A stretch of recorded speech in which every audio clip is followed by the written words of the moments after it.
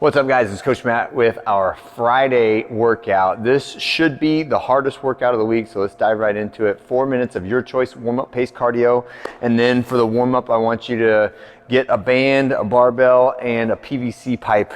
And we're gonna start off with some band hamstring curls. So I have the band choked around the rig.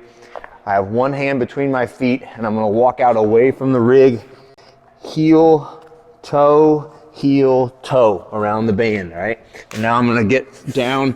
I would like tension on the band before I start this. Hamstring curls, make sure that we are pulling our heels towards our butt and you feel a good burning in those hamstrings by the time you get to 10 reps, and then you can kind of snap out of it like that, okay?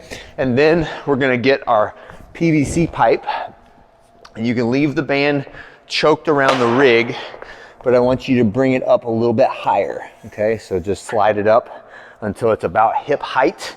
And then what we're gonna do is we're practicing the hip hinge with the lats engaged, right? So I wanna get, sorry, I had this extra band here. Okay, I wanna get my hands at the same width as when I would do a deadlift, right? So a little bit of a gap, air gap outside of my legs. And now I'm gonna step back so that I have to pull the bar down towards my hips with my lats. And I'm just practicing that hip hinge drill with the bar held tight to my legs, all right? And the goal there is that I'm working on stabilizing my shoulders in that hinging position.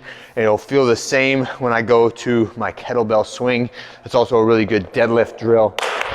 Never a bad time to practice engaging the lats while I'm hinging the hips. Is one of the most common issues that we see with any of the movements that involve the hips, is that as soon as my hip bends, my shoulders also start to slouch forward, okay? So that is a drill that we will do repetitively in order to engage the muscles in the back all the way through, not just the upper back, but the middle back and lower back, in order to create that nice braced spinal position no matter what my legs are doing, okay? In fact, in spite of what my legs are doing, keeping my spine braced, right? After that, eccentric front squats, 5 by 5 on here. So I'm just like sitting in the front rack position and going 1 1000, 2 1000, 3 1000, 4 1000, 5 1000, and then standing back tall, okay? And front squat is going to be the movement that the workout is kind of centered around. And I want you to do multiple warm-up sets of front squat up to something that's relatively challenging. You can practice some squat cleans too if you would like to do that, but the workout is gonna be 4 rounds for time, 16 reps of a front squat, okay? So I'll pick the bar up off the ground, front squat, 16 reps. First set, I should probably be able to get it done without stopping at 165, but boy, I'm probably not going to be able to do that again, right? So if I have to set it down, right, there's a penalty because I gotta pick it back up off the ground before I go again.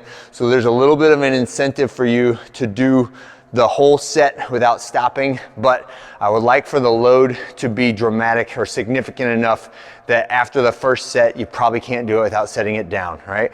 So this starts to move you into the range of strategy of like, how many reps should I do so that I don't have to rest for like a minute and a half before I pick it back up again, right?